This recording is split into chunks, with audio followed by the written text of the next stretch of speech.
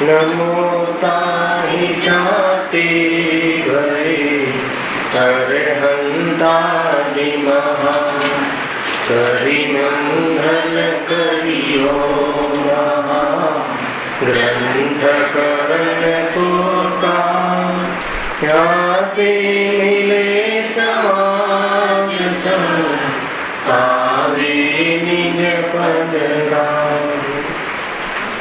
मिथ्या भावय भावती जे प्रगटे निज भाव ते जयवंत रहो सदा एहि मोक्ष उपाय।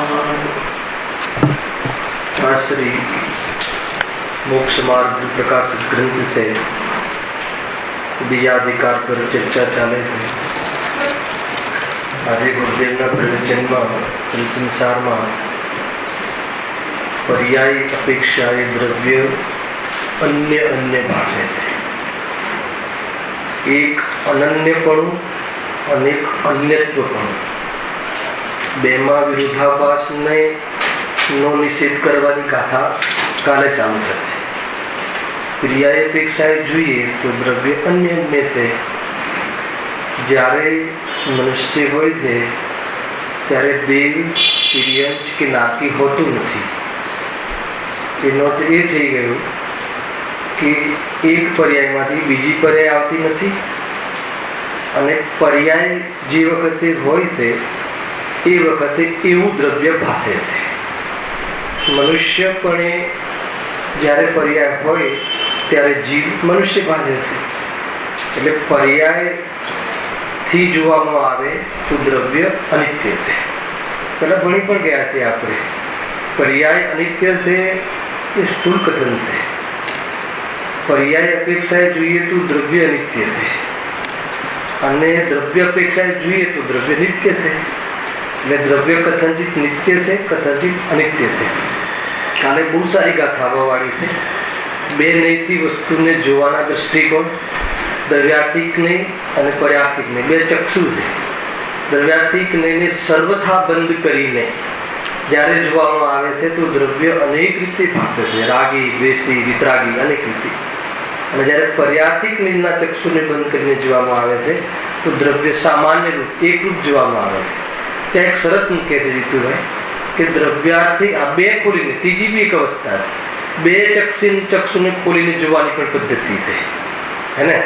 દ્રવ્ય અપેક્ષાએ ત્રિકાળ અને પર્યાય અપેક્ષાએ અનિત્ય, એ બે આંખો ખોલીને જોવાની પણ પદ્ધતિ છે।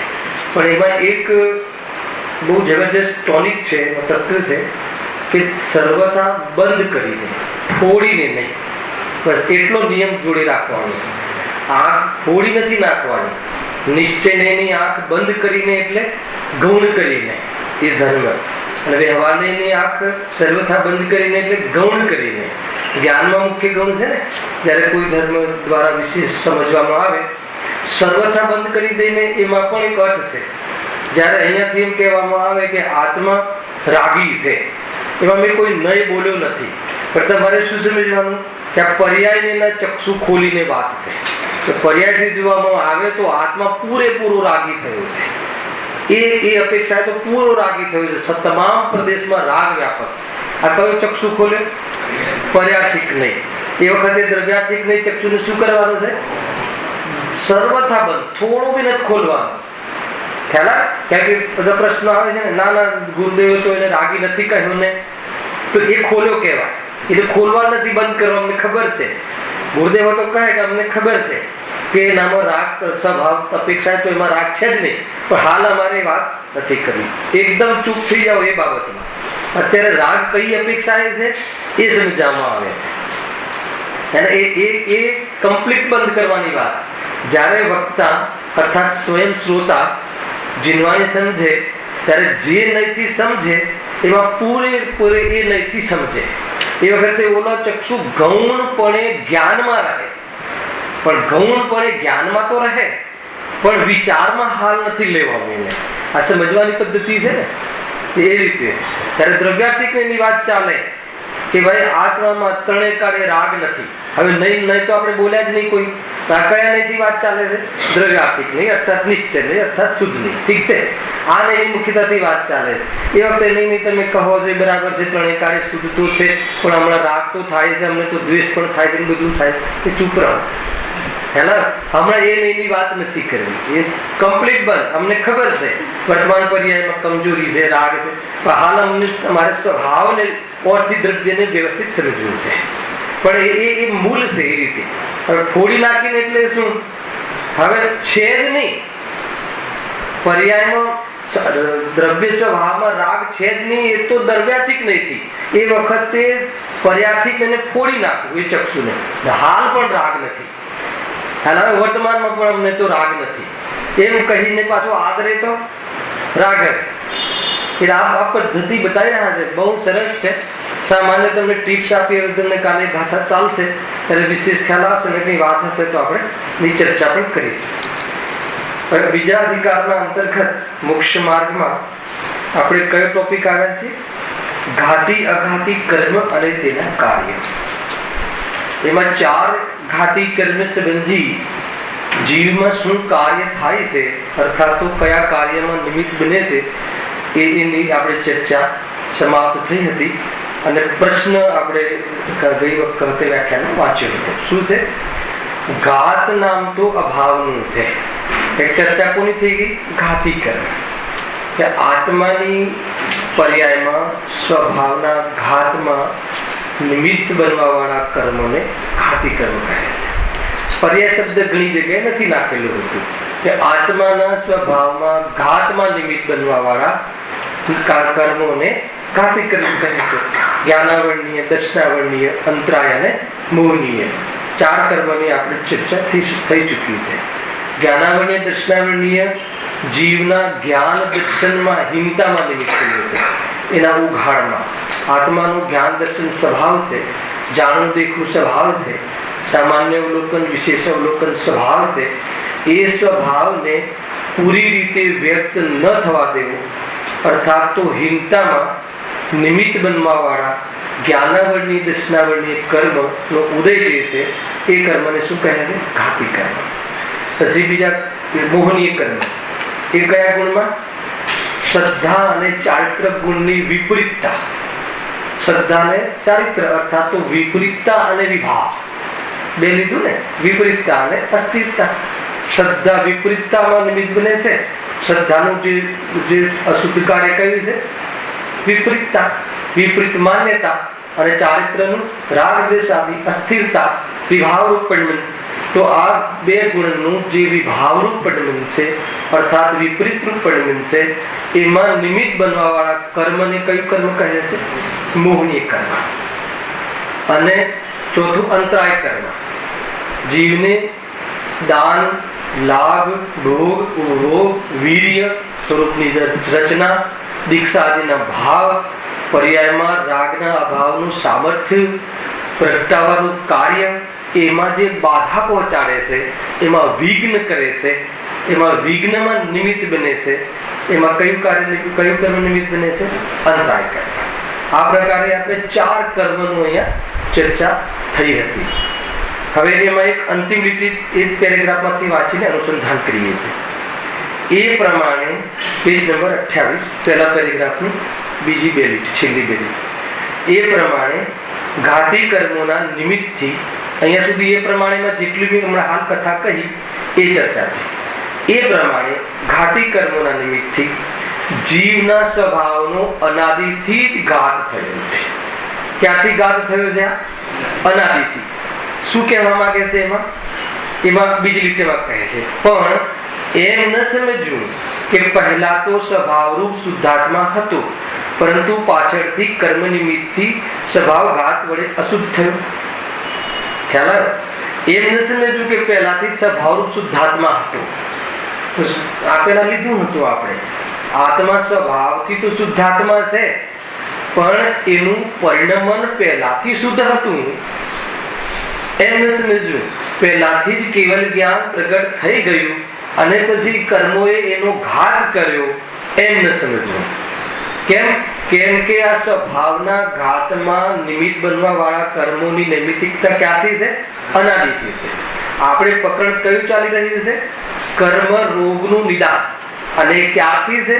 અનાદિથી આત્માને કર્મ રોગનું રોગરૂપ પરિણમન છે. કર્મના ઉદયમાં આવી હિંમતારૂપ સ્વયં જીવ પોતાના અશુદ્ધ ઉપાદાન દ્વારા એ રીતે પરિણમિત થઈ અને સંસારમાં સુખને પ્રાપ્ત થયો નથી. આટલો ખ્યાલ આવે કે સરળ સરળ છે, પણ એનો અર્થ એમ ન સમજવું કે પહેલા કંઈક શુદ્ધાત્મા હતો એટલે પહેલા શુદ્ધાત્મા હતો એટલે શું? પર્યાયમાં પણ શુદ્ધતા પ્રગટ થઈ હતી અને પછી જ્ઞાનાવરણીય કર્મએ આવી અને કેવલ જ્ઞાનનો નાશ કર્યો, એમ નથી. અને એના માટે સ્પેશિયલ પ્રશ્ન કર્યો. જ્યારે આ વાત પંડિતજીએ કરી તો એમને ખ્યાલ હતો કે શ્રોતાઓને પ્રશ્ન થશે. કયો પ્રશ્ન થશે? કે ઘાત નામ તો અભાવનું છે. ઘાત તો એને કહેવાય કે વસ્તુ હોય અને પછી એને નાશ કરવામાં આવે, અર્થાત એનો અભાવ કરવામાં આવે. ખ્યાલ આવે પ્રશ્ન ક્યાંથી? જો કેવી રીતે વિચાર આવે. ઘાત તો એને કહેવાય. તો શ્રોતાએ પૂછ્યું હશે પંડિતજીને, કાં તો સ્વયં પ્રશ્ન કર્યો કે પંડિતજી તમે કહો છો બરાબર છે કે સ્વભાવનો ઘાત કરે છે, તો ઘાત તો એને કહેવાય કે જેનો હોય અને પછી અભાવ થાય. એ પ્રશ્ન કર્યો. ઘાત નામ તો અભાવનું છે. હવે જેનો પહેલા સદભાવ હોય તેનો અભાવ કેવું બને? સરસ, બહુ સામાન્ય વાત. ઘાત તો એને કહેવાય કે જેનો અભાવ થાય, અને અભાવ તો ત્યારે થયો કહેવાય કે પહેલા સદભાવ હોય અને પછી અભાવ થયો. ખ્યાલ આવે કે નહીં? તમે ગયા ક્યારે કહેવાય? આવ્યા હોય તો ગયા કહેવાય, પણ આવ્યા જ નથી અને ગયા એ કેવી રીતે સંભવ છે? એ અહીંયા પ્રશ્ન કર્યો છે. પરંતુ અહીં સ્વભાવનો તો સદભાવ છે જ નહીં. સ્વભાવનો સદભાવ નથી. કયા સ્વભાવનો સદભાવ નથી? પર્યાયમાં સ્વભાવ તો પ્રગટ થયો જ નથી. એ તો ત્રિકાલ સ્વભાવને તો આવરણ લાગુ પડતું જ નથી. ખ્યાલ આવે તેજભાઈ? ત્રણેય કાળે જ્ઞાન સ્વભાવ કેવલ જ્ઞાનની શક્તિના પર તો આવરણ છે જ નહીં. શક્તિઓ તો ત્રણેય કાળે પ્રગટ છે વસ્તુ તરીકે. પર્યાયની અપેક્ષા આવે તો કેવલ જ્ઞાનીને પણ અપ્રગટ છે. શું કહો છે? કેવલ જ્ઞાનીને અપ્રગટ છે એટલે શું? શક્તિ ક્યારે પણ, ગુણ ક્યારે પણ પર્યાયમાં આવતો જ નથી. વસ્તુનું સ્વરૂપ છે. હવે તમે દ્રવ્યગુણ પર્યાય ભણી રહ્યા છો ને એટલે આ સમજાશે. અને આ 49મી ગાથા અવ્યક્ત બોલ, અવ્યક્ત નો બોલ છે ને, તે કેવલ જ્ઞાનની પર્યાયમાં પણ જ્ઞાન ગુણ વ્યક્ત થતો નથી, પ્રગટ થતો નથી. પર્યાય રૂપે ગુણ થઈ જતો નથી. કેમ? પ્રગટ થઈ જાય, પર્યાયમાં ગુણ આવી જાય તો કેવલ જ્ઞાનની પર્યાય કેટલા સમયની? એક સમયની. તો જ્ઞાન ગુણ એક સમયનો થઈ જશે. એના તર્ક બધા તમને સૂચન સારમાં મળશે. કેવલ જ્ઞાનની પર્યાયનું એ પર્યાયનું જ સામર્થ્ય છે કે કેવલ જ્ઞાન સ્વરૂપ જોઈ અને એ પ્રમાણે સામર્થ્યને પ્રગટ કરી દીધું. એ સ્વરૂપ છે. તો અહીંયા કહે છે કે પરંતુ એ સ્વભાવનો તો સદભાવ છે જ નહીં, તો પછી ઘાત કોનો કર્યો? એટલે પર્યાયમાં અમારે કોઈ કેવલ જ્ઞાન તો છે જ નહીં. અમારે પર્યાયમાં કોઈ સર્વજ્ઞતા અર્થાત પૂર્ણ સુખ કે એવું કઈ પ્રગટ નથી, એવો સદભાવ થયો જ નથી. પછી આ ભાવ કઈ રીતે થાય? તો વસ્તુમાં સ્વભાવ તરીકે તો સદભાવ છે અને પર્યાયમાં અભાવ તરીકે પણ ત્યાં કાર્ય થઈ રહ્યું છે. પર્યાયમાં અભાવ તરીકે સ્વભાવનો અભાવ રહેવો અને સ્વભાવ તરીકે વસ્તુમાં કાયમ રહેવું, એ બે પ્રકારના ધર્મ, એ બે પ્રકારની યોગ્યતાઓ એક સાથે દ્રવ્યમાં રહી શકે છે. ખ્યાલ આવ્યો? ગજબ છે. દ્રવ્યમાં ત્રણેય કાળે સ્વભાવનું કાયમી સ્વભાવ તરીકે રહેવું અને પર્યાયમાં એનું અભાવ તરીકે રહેવું, બે પ્રકારની યોગ્યતાઓ, એક ત્રૈકાલિક યોગ્યતા અને એક ક્ષણિક યોગ્યતા, બંને યોગ્યતાઓનું એક સાથે દ્રવ્યમાં રહેવામાં કોઈ પણ પ્રકારનો વિરોધ આવતો નથી. વસ્તુનું સ્વરૂપ છે. પણ ક્ષણિક યોગ્યતા પણ ત્રૈકાલિક યોગ્યતા સદૃશ્ય થઈ જાય, એ રૂપે થઈ જાય તો એ પર્યાયને અધ્યાત્મ માર્ગમાં દ્રવ્યથી અભેદ થઈ કહેવાય. આગમમાં તો પર્યાય દ્રવ્યથી અભેદ જ છે. હે ને? કઈ રીતે? હવે ત્યાં શું લગાવશો? કથંચિત અભેદ છે. કઈ રીતે અભેદ છે? કે જ્યાં દ્રવ્ય છે, જેવડું દ્રવ્ય છે એવડી પર્યાય. સાથે હું પ્રવચન લેતો રહીશ. પર્યાય કેવડી હોય? દ્રવ્યની જેવડી, ક્ષેત્ર અપેક્ષા. અને જ્યાં દ્રવ્ય છે ત્યાં એથી અભેદ પણ છે. ખ્યાલ? ભિન્ન કઈ રીતે છે? કે દ્રવ્ય ત્રિકાલવર્તી છે, પર્યાક્ષણવર્તી છે, એ અપેક્ષા ભિન્ન પણ છે. બદલાય છે એટલે ભિન્ન પણ છે. પણ પર્યાયના પ્રદેશો અને દ્રવ્યના પ્રદેશો ભિન્ન નથી. પર્યાય કોઈ બીજે થતી હોય એવું નથી. પણ અભેદ થઈ ક્યારે કહેવાય? અધ્યાત્મ માર્ગમાં કે પર્યાય સ્વયં પોતાના ત્રિકાલ સ્વરૂપના સામર્થ્યને અનુભવ કરે અને એ પ્રમાણે સદૃશ્ય થઈ જાય, નિર્વિકલ્પ થઈ જાય. પર્યાય વસ્તુ પણ નિર્વિકલ્પ છે અને પર્યાયમાં પણ વિકલ્પ ન રહે તો એ પર્યાયને શું થઈ કહેવાય? અધ્યાત્મ માર્ગમાં અભેદ થઈ કહેવાય. કેમ? કેમ કે દ્રવ્યનો અનુભવ પર્યાય અભેદ કરીને કરી શકે છે. બે વધારા સાથે ચલાવું, એક વસ્તુનું સ્વરૂપ અને એક પ્રયોજન. સમજમાં આવે? પર્યાય અભેદ કરી ક્યારે કહેવાય? કે એના સામર્થ્યનો અનુભવ કરે, વસ્તુના કોઈ પણ અંશ વિકલ્પથી ટકતા નથી, તો પર્યાયમાં પણ વિકલ્પનો અભાવ થઈ જાય તો જેવી વસ્તુ છે એવી પરિણતિ પણ થઈ ગઈ કહેવાય. એને દ્રવ્યથી અભેદ અનુભવ કહેવાય છે. છૂટા રહીને અનુભવ કરી શકાય? છૂટા રહીને પર્યાય છૂટી રહી શકે? અધ્યાત્મ માર્ગમાં છૂટી રહી શકે એ પણ એક વસ્તુ બતાય. કેટલી અપેક્ષાઓ છે. છૂટી રહી ક્યારે કહેવાય ખબર છે? એક તો સંપૂર્ણ વિમુખ હોય એને છૂટી રહી કહેવાય. સ્વભાવ તરફ જોતો જ નથી તો છૂટી જ રહી ગઈ કહેવાય. અને એક સ્વભાવનો વિચાર કર્યા કરે એ પણ છૂટી રહી કહેવાય. કે વિચારમાં પણ અનુભૂતિ થતી નથી એટલે છૂટી રહી કહેવાય. વિચાર વિમર્શ કરી અને વિચારનું ફલ પ્રાપ્ત કરી લે, અભેદ અનુભૂતિ કરી લે તો શું કહેવાય? અભેદ થઈ ગઈ કહેવાય. પર્યાયની અભેદ ક્યારે કહેવાય? મોક્ષ માર્ગની અપેક્ષા અને વસ્તુ અપેક્ષા તો પર્યાય વસ્તુની બહાર મળતી જ નથી. એટલે દ્રવ્ય ગુણ પર્યાય તરીકે વસ્તુ તો અખંડ જ છે, એ વસ્તુનું ફંડામેન્ટલ થઈ ગયું. પ્રોસેસર ચાલે ને ખ્યાલ આવે બરાબર? એ તો ફંડામેન્ટલ થઈ ગયું. પણ મોક્ષ માર્ગમાં ક્યારે કહેવાય? સામાન્ય કહે કે હજુ આત્મા પોતાના ઘરે આવ્યો જ નથી, હજુ તો આત્મા પરસમય છે. પરસમય એટલે શું? હજુ આ પર્યાય આત્મામાં મળી જ નથી. એક બાજુ કહો મળી છે, એક બાજુ કહો મળી નથી, તો આગમ અપેક્ષા તો દ્રવ્યની બહાર પર્યાય મળે જ નહીં. તમારો અપરાધ, તમે જે કોઈ અપરાધ કર્યો હોય, જે કોઈ વ્યક્તિને જોઈને ક્રોધ કર્યો હોય, એ ક્રોધ તમારો ક્રોધ તમારી વ્યક્તિ પેલી વ્યક્તિમાં જોવા ના મળે, તમારા આત્મામાં જ જોવા મળે. એ અપેક્ષા એ દ્રવ્યમાંથી પર્યાય આવે છે અને એનાથી અભેદ છે. પણ જયારે મોક્ષ માર્ગની વાત આવે તો અહીંયા કહે છે કે અમે એ પર્યાયને અભેદ કહેતા જ નથી. જે પર્યાય સ્વભાવથી વિમુખ ચાલ ચાલતી હોય એને અમે અમારી કેમ કહીએ?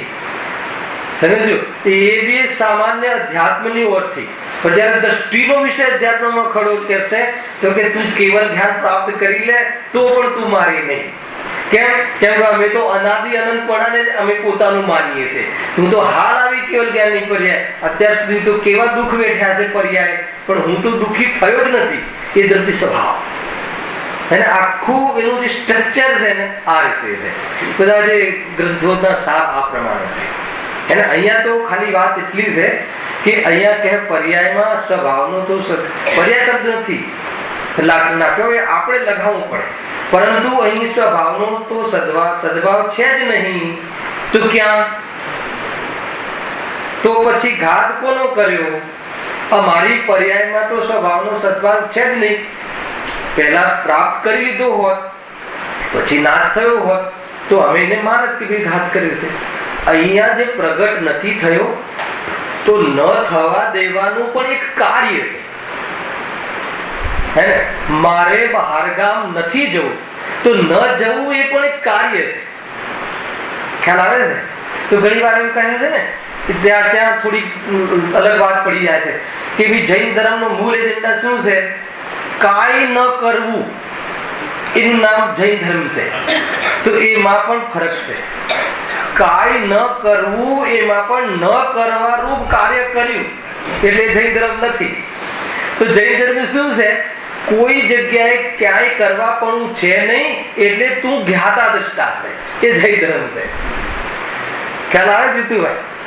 બહુ ઊંચી વાત છે.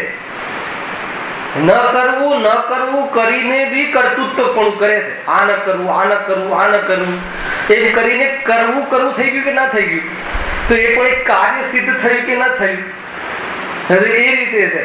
તો સુખને પ્રગટ ન થવા દેવા રૂપ, હવે ન થવા દેવામાં કોણ ન થવા દેવામાં એ કયો ઉદ્યમ કરે છે? જૈન ધર્મમાં તો નરક પણ પુરુષાર્થ વગર નથી મળતો. કાંઈ કર્યા વગર કશું મળતું નથી. સાતમી નરકમાં જવું હોય તો પણ કાંઈ કરવું પડે, એમને ન જવાય. ખોટો ઉદ્યમ કરવો જ પડે. તો સુખ પ્રગટ ન થવા દેવામાં શું કરીએ છીએ આપણે?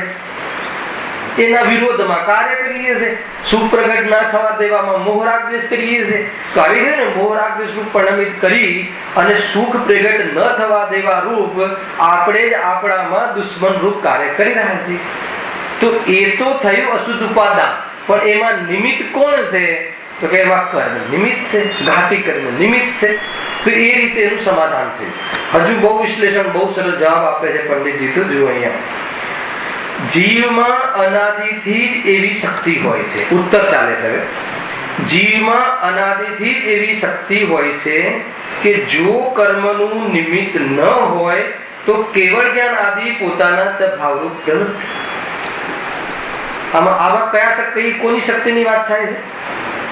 એનો જો બીજું ચરણ વાંચો, જો કર્મનું નિમિત્ત ન હોય તો કેવળ જ્ઞાન આદિ પોતાના સ્વભાવરૂપ પ્રવર્તે.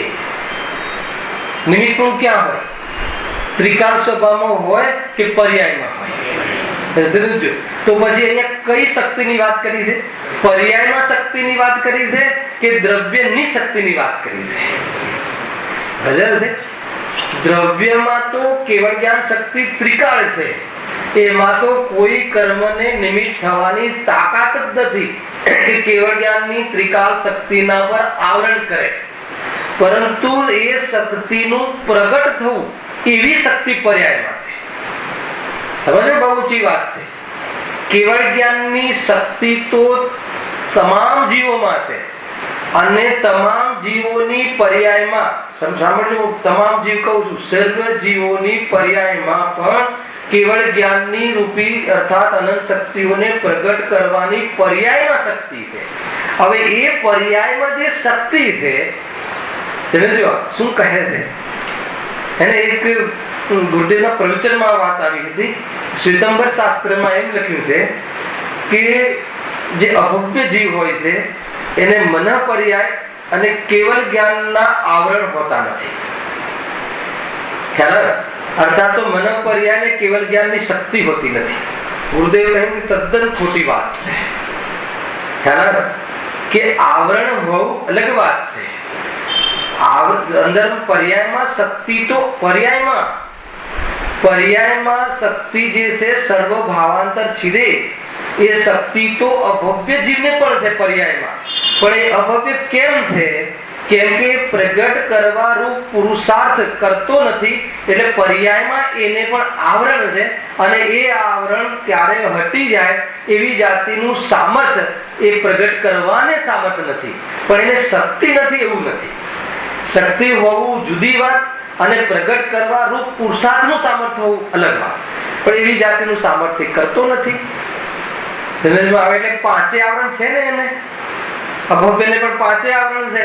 આવરણ છે એનો અર્થ થઈ ગયો કે પર્યાયમાં શક્તિ તો છે પણ પર્યાયમાં પણ પ્રગટ કરવા રૂપ એનામાં એવી જાતિનું સામર્થ્ય નથી. હાલ આવરણ હટાઈ શકે એવી જાતિનું સામર્થ્ય નથી. એને ત્રણેય કાળ એવું સામર્થ્ય નથી અને ભવ્ય જીવને હાલ સામર્થ્ય નથી. અસંગી પંચેન્દ્રિયપણામાં પડ્યો હોય તો એવા અભવ્ય જીવ હોય, એવા ભવ્ય જીવ હશે એકેન્દ્રિયમાં કે જે ભાવિ તીર્થંકર બનવા વાળા હશે, કેવલી બનવા વાળા હશે. એકેન્દ્રિયમાં પડ્યા છે હાલ અનંત જીવો જે ભવ્ય કહેવાય. અને એવા અનેક જીવો મુનિ દિશામાં વિચરી રહ્યા છે કે જેને આત્મદર્શન થવાની પાત્રતા પર્યાયમાં નથી. પર્યાયમાં શક્તિ તો છે પણ એને યોગ્ય કરવાની એનામાં એવી તાત્કાલિક ક્ષમતા એનામાં નથી, ક્ષણિક ક્ષમતા નથી. ગજબની વસ્તુ છે ભાઈ. જો એટલે અહીંયા કયા પર્યાયની વાત થાય છે? કઈ શક્તિની વાત થાય છે? જીવમાં અનાદિથી એવી શક્તિ હોય છે કે જો કર્મનું નિમિત્ત ન હોય તો, સમજો, આની બહુ ચર્ચાઓ ચાલે છે કે પર્યાયમાં કેવલ જ્ઞાન છે પણ ઢંકાઈ ગયેલું છે અને કેવલ જ્ઞાનનો અંશ કહ્યો છે ગુરુદેવે. બધા ઘણા પ્રકારની ભ્રાંતિઓ ચાલે છે અને કહ્યું છે કેવળ જ્ઞાનનો અંશ, ગુરુદેવે પણ કહ્યું છે, ધવલામાં પણ કહ્યું છે. તો કેવળ જ્ઞાનનો અંશ કઈ અપેક્ષાએ કહ્યો છે? એ જે સામાન્ય જ્ઞાન છે ને, ગુરુદેવનો અર્થ કરે છે આરતી જય કેવળ જ્ઞાન એટલે ફક્ત જ્ઞાન. એક તો એક અર્થ એક આવે, જોજો તમે હું જીનવટથી સાંભળો તો આ બધી વાતો છે. ફક્ત જ્ઞાન એટલે શું? ફક્ત જ્ઞાન એટલે મતિ સુધના ભેદ નહીં કરો. હાલ જ્ઞાન જાણવું છે ને, જાણવું જે અંશ છે એ ક્યારે પણ ઢંકાતો નથી. પણ એ જાણવું અંશમાં જે ભેદ પડે છે, ઓછું જાણે, વધારે જાણે, કેટલાક પદાર્થને જાણે, કેટલાકને પરોક્ષ જાણે, કેટલાકને પ્રત્યક્ષ જાણે, કેટલાકને સ્પષ્ટ ન જાણે, તો એના એક કર્મ આવરણથી એ અંશમાં ભેદ પડે છે. ત્યાં 4 પ્રકારના જ્ઞાનોનો ભેદ પડે. ચાલવા આવ્યો કે ના આવ્યો? બહુ ઊંચી વાત છે, ટેકનિકલ વાત છે, પણ સમજવા જઈએ છે. જ્ઞાનનો ઉઘાડ તો જીવ માત્ર ને છે ભાઈ. એવું નથી કે જ્ઞાનનો જે સામાન્ય જ્ઞાન જાણવું ચૈતન્ય શક્તિનું જે પડમન છે એ ક્યારે ના હોય? જાણવું તો નિરંતર હોય છે. હવે જે જાણવાનો અંશ ખુલ્લો છે એ જાણવાની અપેક્ષા કેવળ જ્ઞાન જેવું છે, કેવળ જ્ઞાનનો જ અંશ છે. એ જ જાણવાનો અંશ દ્વારા જાણનારની દ્રષ્ટિ કરી લે તો એ જાણવાના અંશમાં કેવળ જ્ઞાનની શક્તિ ખીલી જાય છે, સંપૂર્ણ જાણવા પણ નમી જાય છે. એટલે એને શું કહ્યું? કેવળ જ્ઞાનનો અંશ કહ્યું. પણ કેવળ જ્ઞાનનો અંશ એટલે અર્થ એને લેવો કે ક્ષાયિકનો અંશ છે, કે કર્મનો ક્ષય થઈને એટલો થોડો જગારા માર દેતો હશે ને એ પણ જાણી લેતો હશે, એમ નહીં. જાણવાની અપેક્ષા. એક ઓર બી ચેપ્ટર આવે છે કે સમ્યક દ્રષ્ટિનું જે જ્ઞાન છે એને સમ્યક શુદ્ધ જ્ઞાન એ કેવળ જ્ઞાનને પોકારે છે, એમ ગુરુદેવ કહે છે ઘણી વખત. એને જોડે આવી ગઈ છે વાત, તો તમને અર્થ સમજાવો શું કહેવા માંગે છે જ્ઞાનીઓ. કેવળ જ્ઞાનને બોલાવે છે તો લોકોએ ઉલટો અર્થ કાઢ્યો કે જો ગુરુદેવે કહ્યું છે ને હાલ કેવળ જ્ઞાન છે, એમ નથી કીધું. તો લખ્યું મોક્ષમાર્ગ પ્રકાશનનું કોટેશન આપ્યું ગુરુદેવ અને કહે કે સમ્યક જાતિની અપેક્ષાએ શુદ્ધ જ્ઞાન અને કેવળ જ્ઞાન સમાન છે. સમ્યક જાતિની અપેક્ષાએ કેમ? કેમ કે સ્વને સ્વરૂપ અને પરને પરરૂપ જેવી રીતે કેવળ જ્ઞાની ભલે પ્રત્યક્ષ જાણે, પણ અહીંયા પરોક્ષ રીતે પણ અહીંયા સ્વને સ્વરૂપ અને પરને પરરૂપ જાણે છે, અનુભવ સાથે, વેદન સાથે. એટલે એ સમ્યક જાતિની અપેક્ષાએ એ જે શુદ્ધ જ્ઞાન અને કેવળ જ્ઞાનમાં ભેદ ન કરે, અપેક્ષાએ જોવાનું છે. આપણે નથી કહેતા કોઈ માન લો કે કોઈ એક નાનો વ્યક્તિ હોય ને કોઈ એક મોટો વ્યક્તિ હોય, તો આમ હૃષ્ટપુષ્ટ હોય પણ બંનેના અવાજ સમાન હોય, તો કે એના જેવો જ છે, એના જેવું ગાય છે એ નહીં બોલો હમણાં. તો કોઈ શું કે એના જેવો ક્યાંથી હોય બોલો? તો 8 ફૂટનો ને 3 ફૂટનો. અરે એ અપેક્ષાએ ભલે ભેદ હોય પણ ગાવાની અપેક્ષાએ કેવા છે? બંને સમાન છે. ખ્યાલ? તો અપેક્ષાઓથી સમજવું જોઈએ. તો એ રીતે એ કેવળ જ્ઞાનનો અંશ પણ કહ્યો. તો હવે એ જે એમાં કેવી શક્તિ, અને એક આવે ને શ્લોક, નમો સમય સારાય સ્વાનુભૂત્યા ચકાશતે ચિત્ત ભાવાય સર્વ ભાવાંતર છિદે. કેટલા વિશેષણ રાખે છે આમાં? 4 વિશેષણ છે. કયા? ચિત્ત ભાવાય અને સર્વ ભાવાંતર છિદે અને સ્વાનુભૂત્યા ચકાશતે. 4 વિશેષણ છે ને. તો એક ભાવાય વિશેષણ છે, એ તો દ્રવ્યની વાત થઈ, જીવની. ચિત્ત ભાવાય એ ગુણની વાત થઈ, ચેતન સ્વભાવ. અને 2 જે વિશેષણ છે પર્યાય, સ્વાનુભૂત્યા ચકાશતે અને સર્વ ભાવાંતર છિદે. તો સ્વાનુભૂત્યા ચકાશતે એ પર્યાયનું વિશેષણ છે કે એ આત્મા સ્વાનુભવથી ખ્યાલમાં આવે એવું છે, એ પર્યાયની વાત થઈ ગઈ. અને બીજી વિશેષણ શું છે? સર્વ ભાવાંતર છિદે.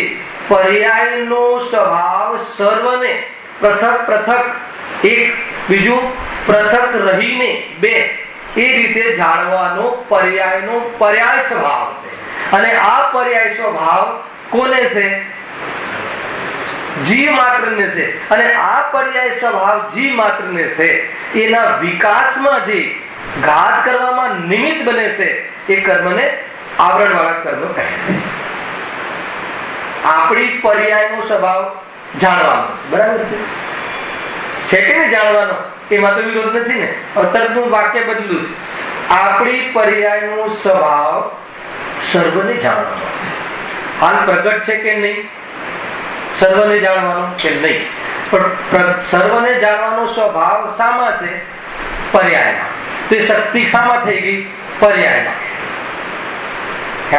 હવે એને પ્રગટ કરવાની યોગ્યતા, સમજો, અર્થાત એને શ્રદ્ધા કરવાની યોગ્યતા તમામ સંગી પંચેન્દ્ર જીવોને છે.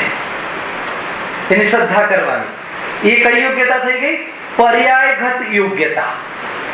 તમે સમજો, બહુ સમજવા જેવી વાત છે. સંઘી પંચેન્દ્રિય જીવોને સમ્યક દર્શન પ્રાપ્ત કરવાની પર્યાયમાં યોગ્યતા છે કે નહીં? એ કઈ યોગ્યતા થઈ ગઈ? પર્યાયગત યોગ્યતા. હવે જેને પર્યાયગત યોગ્યતા હોય, જેટલી પર્યાયની યોગ્યતા હોય એ પ્રમાણે કાર્ય કરે છે એવો નિયમ નથી. સમજો, કાર્ય કરે એને તત્સમયની યોગ્યતા કહેવાય. અને પર્યાયગત યોગ્યતા એ એની આખી પાત્રતા પર્યાયની કહેવાય. પણ એ પ્રમાણે કાર્ય ક્યારે કરે? એ પૂરી બધો પ્રોગ્રામ થશે ને, દેશના લબ્ધિ ને ક્ષૌક્ષમ લબ્ધિ ને કરણ લબ્ધિ, એ બધી લબ્ધિ પૂર્વક એક કાર્યક્રમ કરવાનો હાલ એનામાં, હાલ એ પ્રમાણે પુરુષાર્થ કરતો નથી. પાત્રતા તો છે. ઘણા જીવોને યોગ્યતા હોય પણ જેટલી શક્તિ હોય એવું કાર્ય ન પણ કરે. સ્થૂળ ઉદાહરણ, ઘણા એવા વ્યક્તિ છે આપણા સમાજમાં, અહીંયા બેઠેલા શૈલેષભાઈ, ધારે ને માનો તમારા સદિચ્છાનો પ્રશ્ન છે મંદિર બનાવવાનો, એક વ્યક્તિ આખું મંદિર બનાવી શકે એવી યોગ્યતા વાળા જીવો છે કે નહીં? છે કે નહીં? એક જ વ્યક્તિ પૂરું ધન કોઈની પાસે ગયા વગર મંદિર બનાવી શકે એવી યોગ્યતા છે. પણ એવી યોગ્યતા પ્રમાણે કાર્ય કરે એવો નિયમ નથી. ખ્યાલ આવે કે નહીં? ન પણ કરે અને કરે પણ ખરો. તો એમાં અંતર પડેલા આ યોગ્યતાની વાત. શક્તિ તો છે. કઈ શક્તિ? ત્રિકાલની વાત નથી. હવે અહીંયા પર્યાયમાં શક્તિ, બહુ મોટી વાત છે. પર્યાયમાં શક્તિ હોવું, પર્યાયમાં પ્રગટ કરવાની શક્તિ. જો ત્રિકાલ શક્તિ છે ને, એને તો કર્મ સાથે સંબંધ જ નથી. અબદ્ધ સ્પષ્ટ અનન્ય કહે છે ને, તો એ તો એના પર આવરણની તો વાત જ નથી.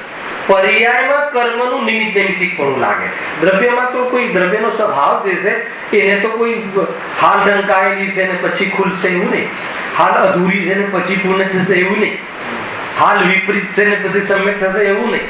શક્તિ અર્થાત ગુણ તો ત્રણેય કાર્ય સમ્યક અને પૂર્ણ અને વસ્તુ તરીકે હંમેશા હયાતી વાળા, સદાય વિદ્યમાન ની અપેક્ષાએ સદાય પ્રગટ છે વસ્તુ તરીકે.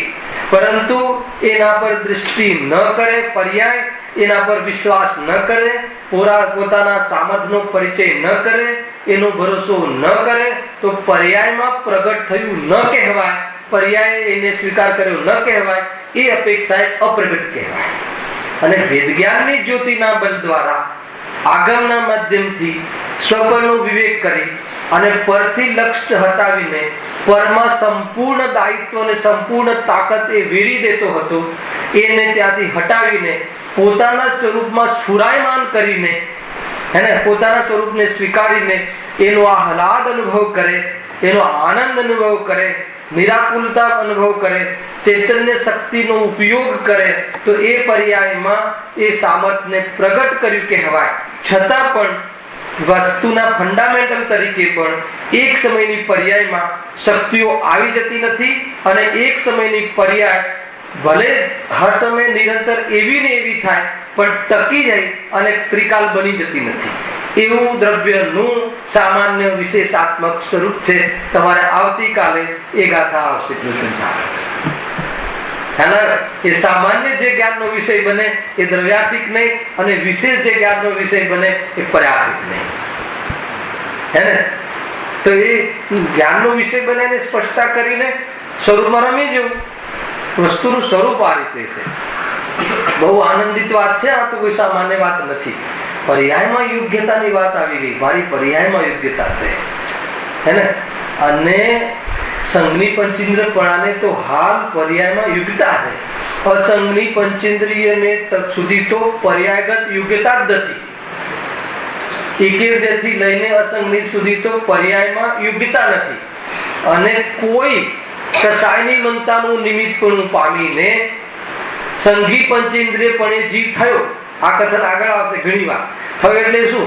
એની પર્યાયમાં વિવેક કરવાની યોગ્યતા થઈ.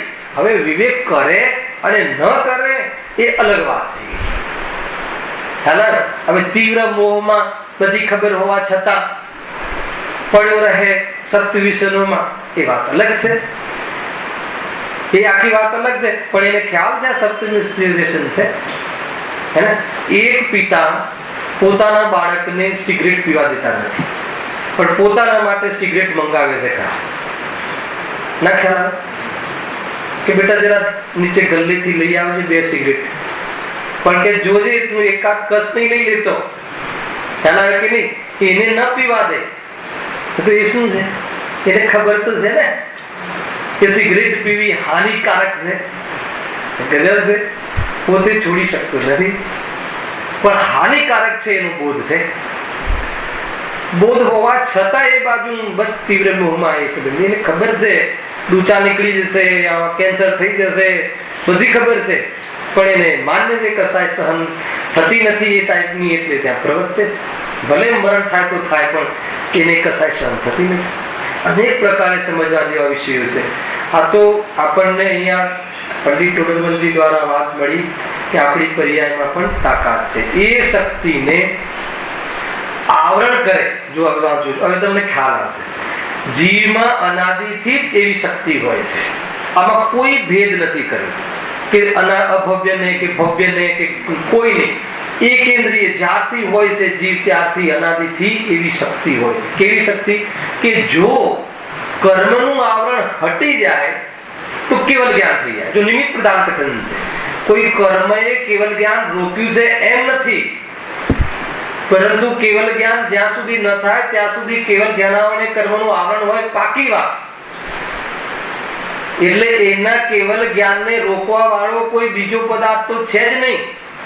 સ્વયમે પોતાના અશુદ્ધ ઉપાદાનથી બાંધેલા કર્મ ઉદયમાં આવ્યા, અને વર્તમાનમાં ઉદયમાં આવ્યા છતાં પર્યાયમાં શક્તિ હોય અને એ ચોકી જાય, ચેતી જાય તો આવરણ એના સ્વકાલમાં મટી જાય ને કેવલ જ્ઞાન લઈ લે. જીવમાં એ તાકાત છે, પરંતુ એ એના ઉપાદાન તરફ જોતો નથી અને એ પ્રમાણે આવરણ થયા રાખે છે. ખ્યાલ આવે કે નહીં? એટલે એવું ડરવાની વાત પણ નથી. તો કોઈ કહે કે આવરણ છે અમારું તો અનાદિથી, એટલે તો કેવલ જ્ઞાન નથી થતું. બોલો હવે શું કરીએ? હવે કર્મને કેવી રીતે રીઝવવા અને કેવી રીતે આપણું ઘર છોડે? ખ્યાલ આવે? તો શું કહે? પર્યાયમાં શક્તિ છે, એને ઘાટવામાં જ્ઞાનાવરણે કર્મનો ઉદય નિમિત્ત છે. એ લખ્યું કે જો કર્મનું નિમિત્ત ન હોય તો કેવળ જ્ઞાન આદિ પોતાના સ્વભાવરૂપ પ્રવૃત્તિ. પરંતુ અનાદિથી જ કર્મનો સંબંધ હોય છે, તેથી એ શક્તિનું વ્યક્તપણું ન થયું. એટલે શક્તિ અપેક્ષા એ સ્વભાવ છે તેનો વ્યક્ત ન થવા દેવાની અપેક્ષાએ ઘાત કર્યો એમ કહીએ છીએ. આપણે બીજા ઘણી વાતો લઈ લીધી, પણ અહીંયા તો ખાલી એ સિદ્ધિને સરળ એ સિદ્ધ કરવું છે. પ્રશ્ન એ પૂછ્યો કે ઘાત તો એને કહેવાય કે જેનો અભાવ થાય, અને અભાવ એને કહેવાય કે જેનો સદભાવ હોય અને પછી ન રહે. તો પછી અમારે તો એવો સ્વભાવનો સદભાવ હતો જ નહીં, તો પછી અભાવ અર્થાત ઘાત કઈ? પ્રશ્ન ખ્યાલમાં આવ્યો? સીધી સરળ રીતે વાત કરી પંડિતજીએ કે અનાદિથી જીવની એવી શક્તિ છે. જીવમાં અનાદિથી જ એવી શક્તિ હોય છે કે કર્મનું જો નિમિત્તપણું લાગુ ન પડે, કર્મ જો નિમિત્ત ન હોય તો કેવળ જ્ઞાન આદિરૂપ સ્વભાવરૂપ પ્રવર્તે. એટલે સ્વભાવરૂપ પ્રવર્તતો નથી, એનો અર્થ એ થઈ ગયો કે કેવળ જ્ઞાન આદિ કર્મનો બંધ છે. તો અનાદિથી કેવળ જ્ઞાન આદિ કર્મનો બંધ છે એટલે સ્વભાવ અહીંયા પ્રગટ થતું નથી. એટલે સ્વભાવનું પ્રગટ ન થવું, એને પણ વ્યક્ત ન થવું. શક્તિ તો છે પણ એની વ્યક્તિ ન થવી, એનું વ્યક્ત ન થવું, એને અમે અભાવ કહીએ છીએ. એનો લાભ નથી લેતો એને અભાવ કહીએ છીએ. એટલે વ્યક્ત ન થવા દેવાની અપેક્ષાએ ઘાત કર્યો એમ કહીએ છીએ. ખ્યાલ આવે એવું છે ને? આમાં તો બહુ સરળ વસ્તુ છે. હા, એ બી એક છે ને વ્યક્ત. એ તમને ઇકોનોમીના આધાર પર કહ્યું હતું ને કે ભાઈ નુકસાન ન થવું એ પણ ન થવું. હવે જેમ જેમ કોમ્પિટિશન વધી જશે બિઝનેસમાં, બિઝનેસ બી શીખવાડી દઉં તો પછી કઈ રીતે કમાવું, ખર્ચો ઓછો કરી, બીજો કોઈ ઉપાય નથી. હે ને? પૈસાનો બચાવ કરવો એનું નામ નફો. હવે કઈ રીતે? ખર્ચો ઓછો કરીને. ખર્ચો ઓછો કરવાથી ઘણા લાભ છે. હે ને? ઘણી પ્રવૃત્તિ ઓછી થઈ જશે. પણ તકલીફ એ છે કે પ્રવૃત્તિ ઓછી કરીને કરવું શું? ઘણા એવા મળે છે જીવ કે બધું જ છે, બધું જ છે કે ભાઈ અમારી પાસે બધું જ છે, સાધન સંપન્ન સુખ જે દુનિયામાં કહેવાય છે. તો હવે શું કરવું? હવે શું કરવું પ્રશ્ન છે. અને પછી એને શું કરવું ના જવાબો જે પૈસા કમાવાના લોભવાળા જીવો મળી જાય તો એને ઘણા પ્રયોગો આપે કે તમે કીટી પાર્ટી જોઈન કરો તો 4 કલાક તો તમારે એમાં જતા રહેશે. બધું ટોપ ટીપ ટોપ ગોઠવી આપે તમને. અને હવે આટલા પૈસા બધું છે, પર્સનાલિટી ડેવલપ કરો તો એના માટે 2 કલાકનો ક્લાસ છે. ખ્યાલ આવે કે નહીં? સાફ થઈ જશે એનો ઉપયોગ. જીવ જતો રહે, જોડાય છે તરત. ક્યાં કે કમાવાની નહીં બધું તો જાણે હવે ને. હે ને? કોઈ ચિંતા તો છે ને. જેને કયું ક્ષેત્ર કહેવાય, કર્મ શું કહેવાય છે? ભોગ ભૂમિ જેવું થઈ ગયું છે એને. કે હવે તો એને ખાલી ભોગ ભોગવવાના છે, કર્મ તો કઈ કરવાનું નથી, કમાવાનું. ખ્યાલ આવે છે કે નહીં? તો એ મૂળ આવે એ અનુકૂળતા મળી છે. એવું નથી કે કોઈ ધનિષ્ઠ વ્યક્તિ હોય, એ તો ધનિષ્ઠ વ્યક્તિ છે એને તો એવી જાતિની પણ અનુકૂળતા છે કે કમાવાના સમયમાંથી બચાઈ શકે ઉપયોગ. તો એને અહીંયા લગાવો એ એની મુખ્યતાથી વાત છે. હવે એ પણ જરૂર નથી. કમસે કમ આપણે 12, 25, 50 જેટલા વર્ષ જીવીશું એટલા વર્ષ સુધી તો હવે કઈ માનવ નથી જરૂર. તો પછી શું જરૂર? ખ્યાલ આવે કે નહીં? કોઈ કઈ પછી શું જરૂર છે? ખ્યાલ આવે? અને બધીની બાળકોનું એક વાર બી જોવા આવે છે કોઈ? આવી શકે ખરો? ઓળખે ખરો? ઓળખે તો કઈ કરી શકે ખરો? અને અરે એની જ વિરોધી પાર્ટીમાં જન્મ લઈ લે તો એના વિરોધમાં ઉભો રહેલો દેખાય. ફરીથી કોઈ એના વિરોધી ફેમિલીમાં જન્મ લઈ લે તો કોમ્પિટિશનમાં દેખાય. કોઈ દમ નથી ભાઈ. મારે કહેવાનો અર્થ એ છે કોઈ દમ નથી. સમય હોય એને પણ અને ન હોય એને પણ. કોઈનો ઉદય એવો હોય કે 8-10 કલાક કામ કરે, 12 કલાક ત્યારે રોટલા ભેગો થાય તો પણ કોઈ ચિંતાનો વિષય નથી. કેમ કે ત્યાં ભેદ જ્ઞાન અને આત્મા તો મોજૂદ છે, ત્યાં કાર્ય કરી શકે. કેમ કે પોતાના સુખને રોકવા માટે રોટલા તો કાંઈ કરી શકતા નથી, પણ કર્મ પણ કાંઈ કરી શકતા નથી. કેમ કે શક્તિ પ્રગટ કરે તો કર્મ તો ધ્રુજી જાય એવું છે. એટલે બધું જ આપણા હાથમાં છે. એટલી મોટી વાત મળી ગઈ, બધું જ મારા હાથમાં છે. એને મિથ્યાત્વ અર્થાત તો સમ્યક દર્શનમાં તો એવી તાકાત છે ને રાકેશભાઈ કે કસાયની કમર તોડી નાખે એવી તાકાત છે આત્મદર્શનમાં. ત્યાં લીધું હતું ને મહેન્દ્રભાઈ રવિવારે, યાદ છે એક લીટી? સમ્યક દર્શન પ્રાપ્ત થઈ જાય એને અનંત સંસાર શાંત પડી જાય છે. પેલી લીટી આ કહી હતી, યાદ છે? વ્યવસ્થામાં યાદ નથી રહેતું. એટલે જે પ્રસંગ કરે ને લાભ નથી લઈ શકતો. ખ્યાલ આવે? પણ હવે ચિંતા નથી. હવે બધા સાધર્મીઓને કોઈ વ્યવસ્થા જોઈતી જ નથી. ચૂપચાપ આવીને પોતાની જગ્યા લઈ લઈને બેસી જાય. બધું બહુ તત્વજ્ઞાનના કારણે ઘણો ફેરફાર થઈ ગયો. કાંઈ વાંધો નહીં. તત્વજ્ઞાન જ્યાં પ્રવચન ચાલુ થયું બધું બંધ. એ રીતે સમ્યક દર્શન કસાયની શક્તિને તોડી નાખે, કમર તોડી નાખે. પછી જે સામાન્ય કસાય આવે ને ચારિત્રના દોષની તો હલેલી આવે. પોતે એમ થાય હું ક્યારે જવાના ત્યાં કઈ એને હું કેટલો બી ભાવ વ્યક્ત કરું છું પણ આ જોડાતો જ નથી. એને એટલે એમ થાય કે અહીંયા મારું કામ નથી. ખ્યાલ આવે? કસાય એટલી તકતી નથી. એટલે કોઈ એવી જાતિની કેટેગરી નથી કે આ કરી શકે ને આ ના કરી શકે. એક જ છે, સંઘની પંચેન છે. બસ બાહ્ય કેટેગરી અને અંતરંગ કેટેગરી કે તારી મહિતા ને તારી રુચિ અને રૂચવું જોઈએ, સંસારમાં થાક લાગવો જોઈએ, આ બધા લક્ષણ. તો પછી કાર્ય કર્મ નથી રોકતા અને કોઈ નથી રોકતું. પણ આ કર્મની મુખ્યતાથી ચર્ચા છે કે મારું જે આપણું કેવલ જ્ઞાન આદિ રોકાઈ રહ્યું છે એમાં નિમિત્ત તો એની કેવલ જ્ઞાનની શક્તિ નથી રોકાઈ ગઈ.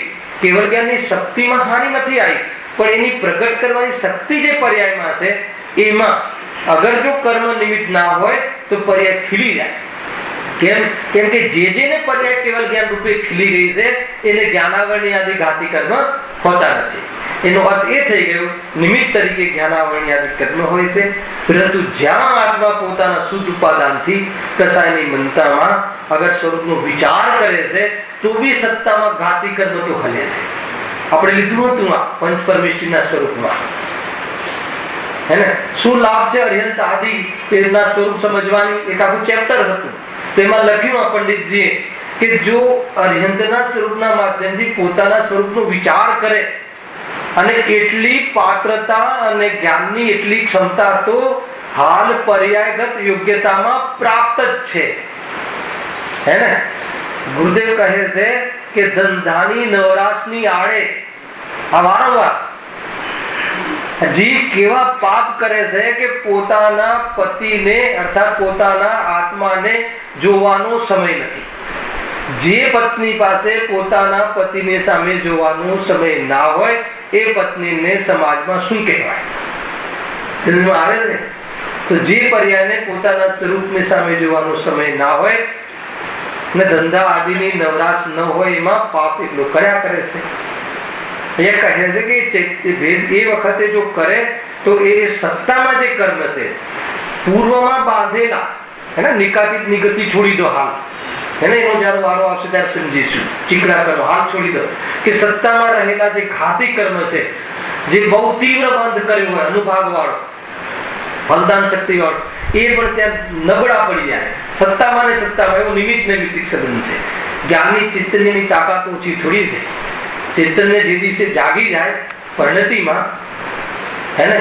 નિત્ય ઉદ્યોતમાન છે પર્યાયમાં પણ એ જાગૃતિનો સ્વીકાર કરી લે. જે દિવસે એ રીતે જાગૃત થઈ જાય શ્રદ્ધાને ભેળવીને, સમ્યક શ્રદ્ધાને, તો એ દિવસે અરે સમ્યક શ્રદ્ધાના વિકલ્પાત્મક બી ભેળવીને જાગૃત થઈ જાય તો કહે છે કે એનો એ કરણ લબ્ધિમાં શું થઈ જાય? પ્રાયોગિક લબ્ધિમાં, હે ને? અનંત જે બંધ હોય એ કેવો થઈ જાય છે? અસંખ્યાત ને કેટલો છે કઈ અંતકોળાકોળી થઈ જાય એ શબ્દ છે. ગમે એટલો મતલબ તમે મોટો બંધ કરેલો હોય તમારા નિમિત્તે. કર્મની શું કિંમત? આગળ તો એક આખું ચેપ્ટર મૂક્યું છે કે કર્મ બલવાન છે એમ કરીને ચેપ્ટર આના પછી તરતા વાળું છે. જુઓ આગળ હવે. હા, વળી 4 અઘાતી કર્મોના નિમિત્તથી કેટલી આગળ છે. જીવમાં અનાદિથી જ એવી શક્તિ હોય છે કે જો કર્મનું નિમિત્ત ન હોય તો કેવળ જ્ઞાન આદિ પોતાના સ્વભાવરૂપ પ્રવર્તે, પરંતુ અનાદિથી જ કર્મનો સિદ્ધ હોય છે, તેથી એ શક્તિનું વ્યક્ત પણ ન થયું. એટલે શક્તિ અપેક્ષાએ સ્વભાવ છે તેનું વ્યક્ત ન થવા દેવાની અપેક્ષાએ ઘાત કરવો એમ કહીએ છીએ.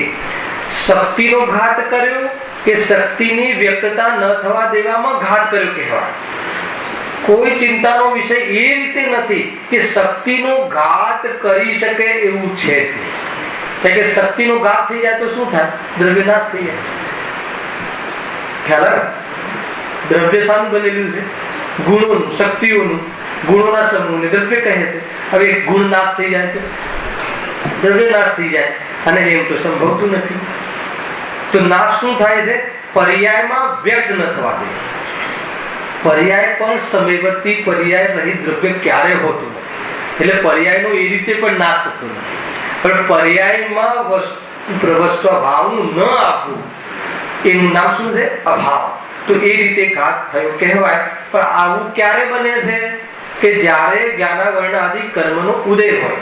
અને કેમ? કે જો એનું નિમિત્તપણું ન હોય તો શક્તિ પ્રગટ થઈ જાય છે કે નથી થતી? કેવલ જ્ઞાનીને એ રીતે કેટલામાં હેતુ આપ્યા છે, કેટલી રીતે આને ઠોસ સમજણ સમજાવ્યું છે એ રીતે આગળ આવે. વળી 4 અઘાતી કર્મોના નિમિત્તથી આત્માને બાહ્ય સામગ્રીનો સંબંધ બને છે. કઈ વાત પૂરી થઈ? ઘાતી કર્મ. 4 ઘાતી કર્મની વાત પૂરી થઈ. ઘાતી કર્મનું ફળ ક્યાં આવતું હતું? જીવની પર્યાયમાં, એટલે એને જીવ વિપાકી પણ કહે છે. હવે અઘાતી કર્મનું ફળ ક્યાં આવે છે? એનું કાર્ય જીવના કયા સિચ્યુએશનમાં એ કાર્ય કરે છે, અર્થાત જીવમાં કયા કાર્યમાં નિમિત્ત બને છે, એને અઘાતી કર્મ. તો અઘાતી કર્મ તો વળી 4 અઘાતી કર્મોના નિમિત્તથી આત્માને બાહ્ય સામગ્રીનો સંબંધ બને છે. હે ને? બાહ્ય સામગ્રી એટલે એના સંયોગમાં એનો નિમિત્ત પણ બને છે. ત્યાં કયા છે 4 અઘાતી કર્મ? વેદનીય, આયુ, નામ અને ગોત્ર. આ 4 અઘાતી. અઘાતીનો એક સીધો અર્થ કરીએ તો ઘાતમાં નિમિત્ત ન બને. તો કયા ઘાતમાં નિમિત્ત ન બને? જીવના સ્વભાવના ઘાતમાં ડાયરેક્ટ નિમિત્ત ન બને. ખ્યાલ આવે કે નહીં? તો એની પર્યાયમાં એટલે સીધો સંબંધ એ સમજવો હોય સામાન્ય કે જીવનો સ્વભાવ કયો છે? જ્ઞાન, દર્શન, સુખ, વીર્ય. તો એમાં એના ઘાતમાં એને પ્રગટ થવામાં, એને અપ્રગટ થવામાં આ નિમિત્ત બનતા નથી. કયા? અઘાતી કર્મ. અઘાતી કર્મથી પ્રાપ્ત થયેલી સંયોગમાં સામગ્રી પણ જીવના સ્વભાવમાં એટલે સુખ દુઃખમાં નિમિત્ત બનતી નથી. મારે આ કહેવું. આનો સીધો ના નીકળ્યો કે ના નીકળ્યો? એને કોઈ સામાન્ય વાત નથી કહેતો. તમને એમ લાગે કે આ બહુ સામાન્ય વાત છે. કેમ કે જેટલા પણ જીવ છે અજ્ઞાની, એ જીવને જે પોતાનો સુખ દુઃખ, જે સુખ સ્વભાવ છે એનો સંબંધ સામગ્રી સાથે સીધો જોડે છે. સામગ્રી એટલે શું? જીવના સંયોગમાં મળવા વાળી સામગ્રી. શરીરના સગાઓ એટલે શેષ જીવ, અન્ય જીવ, તથા જે પ્રાપ્ય છે, જે જીવન દરમિયાન જે ધન આદિ, યશ આદિ પ્રાપ્ત થાય છે, અને જે અપ્રાપ્ય છે. અપ્રાપ્ય એટલે કે જન્મતાની સાથે જ મળી જાય છે, એના પ્રાપ્ત કરવા માટે કઈ એને કર્યું નથી અને મરણ સુધી રહે છે. અને પ્રાપ્ય એટલે આ પ્રવચન સાહેબનો શબ્દ છે. પ્રાપ્ય એટલે કે જે જન્મ્યા પછી નવું પ્રાપ્ત કરે છે અને એ જીવન દરમિયાન રહે અને ન પણ રહે.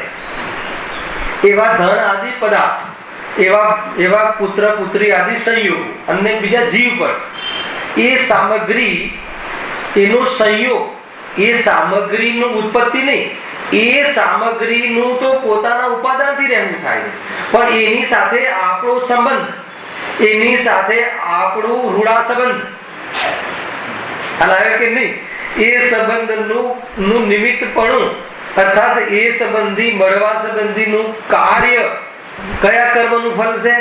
અઘાતી કર્મનું ફળ છે. તો ક્યાં મળે છે? સંયોગ. હવે અઘાતીનો અર્થ શું કાઢ્યો છે ભાઈ?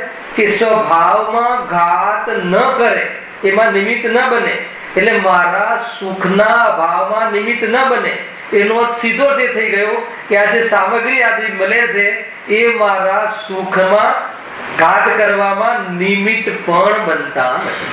કે જેટલી પણ અજ્ઞાની જીવ રાશિ છે એ બહારના જે પ્રાપ્ય પદાર્થો છે, ખોરાક, ભોજન, વ્યંજન, વસ્ત્ર, રોટી, કપડા, મકાન, ધન, ત્રણ રત્ન કયા હતા ને?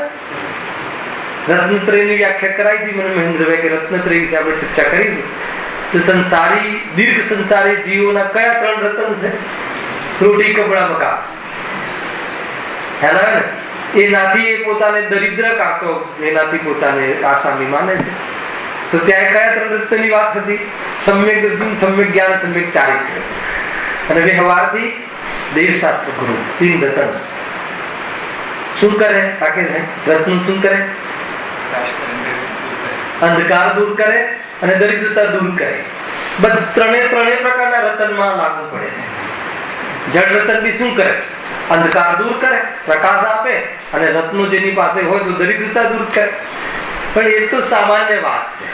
દેવશાસ્ત્ર ગુરુ અનાદિના અંધકાર દૂર કરવામાં નિમિત્ત બને અને પોતાનું ધન જે છે સબકો દે દી સબકી નિધિયા છે ને, પૂજનમાં ભાઈ હર્ષદભાઈ છે ને, તો પોતાની આપણી જે નિધિ છે, અનંત ગુણ છે, એ આપણને આપી દીધી, બતાવી દીધી, એટલે આપણી દરિદ્રતા પણ દૂર કરી દીધી.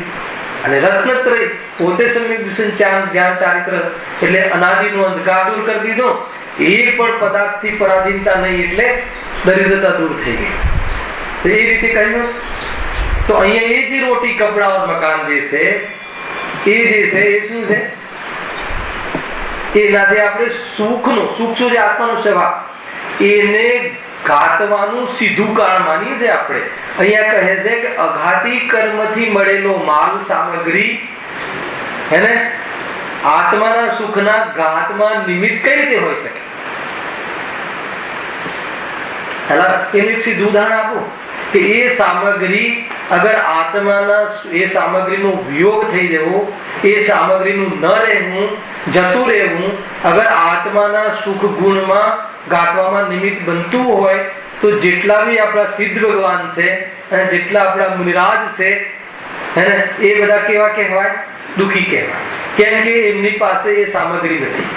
અઘાતી કર્મનું એ ફળ છે કે કોનું? અરે અઘાતી કર્મને જીતી લીધા છે, એને કર્મને જીતી લીધા છે. એવું નથી કે એમને અઘાતી કર્મનો એવો અસાતાનો ઉદય આવ્યો કે બધું ચાલ્યું ગયું એટલે મુનિ થઈ ગયા, એમ નથી. બધું હતું એ છોડીને ચાલ્યા ગયા, હે ને? કાં તો એ તને છોડીને ચાલી જશે, કાં તો તું એને છોડીને ચાલી જા. તું એને છોડીને ચાલી જઈશ એમાં તારી શોભા છે, એ તને છોડીને ચાલી જશે એમાં તારી શોભા નથી. બરાબર છે દીધુભાઈ? નક્કી કરજો. ધન શરીર આદિ આપણને છોડીને, જો ધન છોડીને આપણને ધન છોડીને જતું રહે તો લોકો આપણને ભિખારી કહે, બરાબર ને? શરીર છોડીને જતું રહે તો આપણને કહે કે મરી ગયો. અને આપણે શરીરને ધનને છોડીને જતા રહીએ તો ત્રિલોક પૂજ્ય કહેવાય, હરિહંત કહેવાય. કેટલું અંતર છે હે ને? છોડવા મૂકવાની શું વાત છે? એના પ્રત્યેનો રાગ, એના પ્રત્યેનું મમત્વ છોડવાની વાત છે. એને મારે આગળનું ચેપ્ટર ચાલુ કરવું નહોતું વિકલ્પમાં, એટલે તમને સામાન્ય હવે અઘાતી કર્મમાં વેદનીય કર્મ, જેને વેદનીય કર્મમાં સૌથી, જયારે કર્મ બંધ થાય ને તો સૌથી વધારે કર્મ પરમાણુ વેદનીયમાં જાય છે. એને આ કરનાનું એવું રહસ્ય છે. અને વેદનીય કર્મ સાથે જીવને બહુ લડાય છે. કેમ કે સાતા અસાતા એ જ જીવનનું ધ્યેય લાગે છે સંસારી જીવને. અને અહીંયા અઘાતી કર્મનો શું રોલ છે એ સાતા અને અસાતામાં, એની ચર્ચા આપણે કાલે વિશેષ રીતે ત્યાંથી શરૂઆત